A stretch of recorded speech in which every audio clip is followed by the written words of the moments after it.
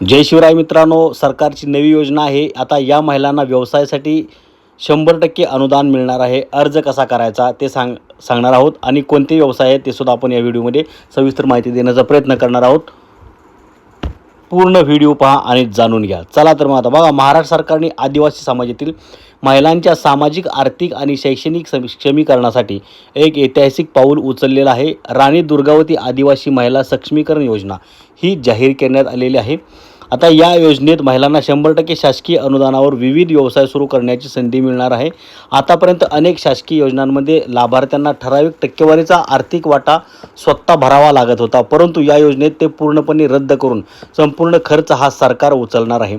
त्यामुळे आर्थिकदृष्ट्या दुर्बल असलेल्या आदिवासी महिलांना आता कोणत्याही भीतीशिवाय त्यांच्या स्वप्नांच्या दिशेने पाऊल टाकता येणार आहे. या योजनेचा उद्देश आणि प्रेरणा काय आहे तर बघा, या योजनेला राणी दुर्गावती यांचे नाव देण्यात आलेले आहे, ज्यांनी आपल्या पराक्रमाने आणि शौर्याने मुघलांच्या आक्रमणाचा मुकाबला करत आदिवासी समाजाच्या अभिमानाचे रक्षण केले. त्यांचे बलिदान आदिवासी महिलांसाठी प्रेरणादायी ठरले असून या योजनेद्वारे त्यांची वीरता आणि स्वाभिमान आजच्या पिढीपर्यंत पोहोचवण्याचा प्रयत्न आहे. सरकारचा उद्देश फक्त आर्थिक मदत करणे नसून महिलांना शिक्षण, आरोग्य, व्यवसाय, कृषी, मत्स्य व्यवसाय, प्रशासन आणि स्वयंरोजगार यासारख्या सर्वच क्षेत्रामध्ये सक्षम बनवणे हा आहे. आता यासाठी कोण पात्र आहे, कोणत्या महिला पात्र आहेत तर महिलेने महाराष्ट्रातील स्थायी रहिवासी असणं आवश्यक आहे. म्हणजे ती महिला महाराष्ट्रातील रहिवासी असावी. तसेच त्यांनी आदिवासी समाजातील असणं आवश्यक आहे. आदिवासी समाजाचं कास्ट सर्टिफिकेट त्यांच्याकडे असणं गरजेचं आहे. जात प्रमाणपत्र, आधार कार्ड, रहिवासी दाखला उपलब्ध असायला हवा.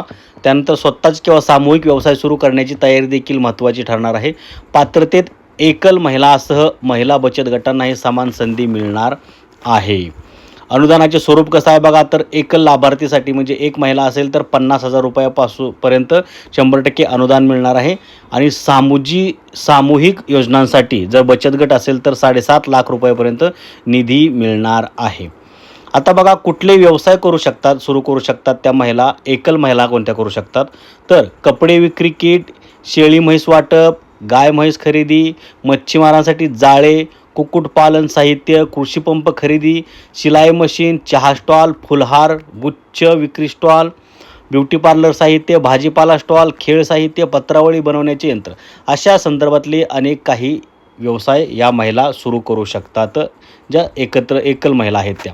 तर बचत गट किंवा सामूहिक बचत गट सामूहिकरित्या कुठले व्यवसाय सुरू करू शकतात महिला तर जे बचत गट आहेत ते मसाला कांडप यंत्र, आटा चक्की व मंडप साहित्य, शुद्ध पेयजल युनिट, बेकरी उत्पादनासाठी साहित्य, दूध संकलन केंद्र, दुग्धजन्य पदार्थ विक्री केंद्र, अशा पद्धतीचे व्यवसाय त्या सुरू करू शकतात. आता यासाठी अर्ज कसा करायचा तर बघा, यासाठीचा अर्ज हा संबंधित जिल्हा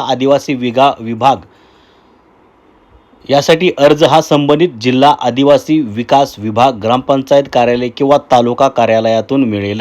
हा अर्ज योग्य प्रकारे भरून सादर केल्यानंतर जिल्हास्तरीय समिती लाभार्थ्यांची पात्रता तपासून मंजुरी देते. एकदा अर्ज मंजूर झाला की निधी थेट लाभार्थ्यांच्या बँक खात्यात जमा केला जातो. तसेच ही प्रक्रिया पूर्ण पारदर्शक आणि जलद गतीने पार पडावी यासाठी राज्य व जिल्हास्तरीय समितीसुद्धा स्थापन करण्यात आलेल्या आहेत. तर तुम्ही जर इच्छुक असाल, आदिवासी समाजातील असाल तर या योजनेचा नक्की लाभ घ्या. स्वतःचा व्यवसाय सुरू करा.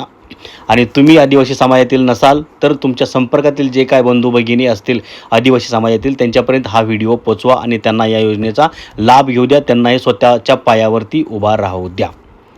सर्वांपर्यंत ही माहिती पोचवा. जय हिंद, जय महाराष्ट्र.